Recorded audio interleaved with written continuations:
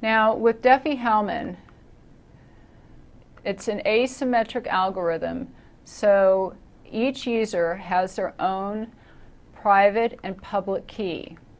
So I have my private and public key, you have your private and public key. In Diffie Hellman, we exchange public keys. So I have your public key and you have my public key. Now through the mathematics, I'm going to use my private key, which is just a number, and I'm going to use your public key, which is just a number, and I'm going to put it through this algorithm, and it's going to come up with a symmetric key. Now what you're going to do is you're going to take your private key, my public key, run it through the Diffie Hellman algorithm, and you're going to come up with the exact same symmetric key. So, you know, this is kind of freaky about how can you use different numbers and come up with the exact same value. But that's the excellence. I mean, that's why this math is elegant. And so what it allows us to do, you and I don't know each other, but we may need to communicate privately through encryption. So we'll just send public keys, and that's okay because they're public. Anybody can get them. We just exchange public keys, and with this algorithm we both have the same symmetric key.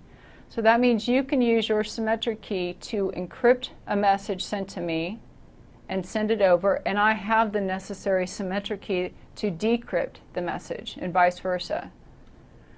So, and this is the only algorithm that works this way.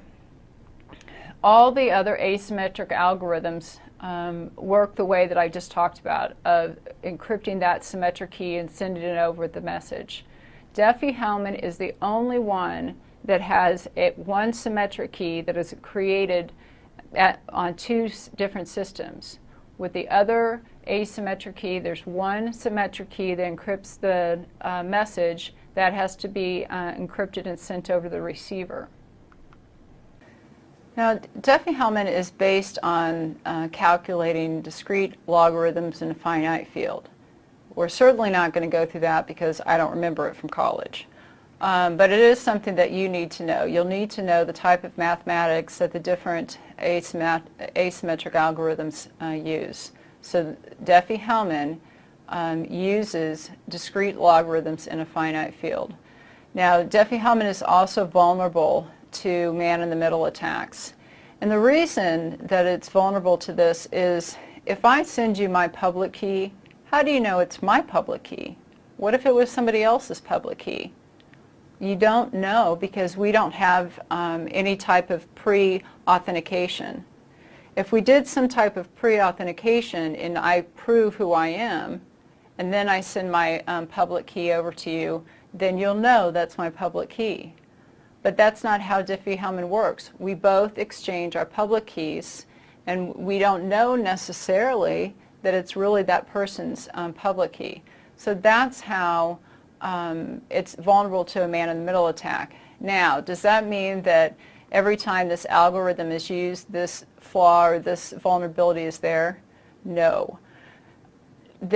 Because what happens is that whoever, like the developer, needs to understand how Diffie Hellman works and have something to do authentication before these public keys are transmitted, which is very common. It can happen with digital certificates that we'll talk about in PKI.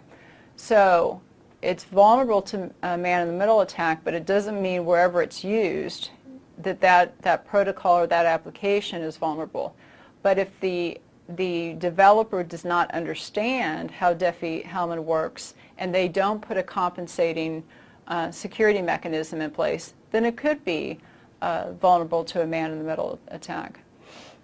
Now, Diffie Hellman is called, technically the right term for it is a key agreement protocol, a key agreement, because it's just exchanging public keys and creating that symmetric key.